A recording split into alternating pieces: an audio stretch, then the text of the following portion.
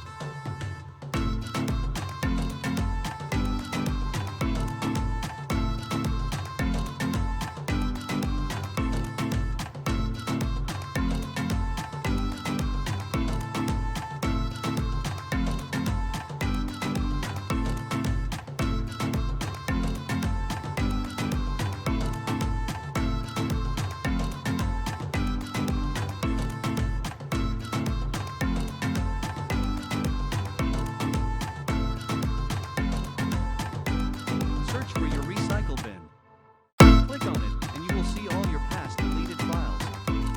There you can delete or restore all your past deleted files.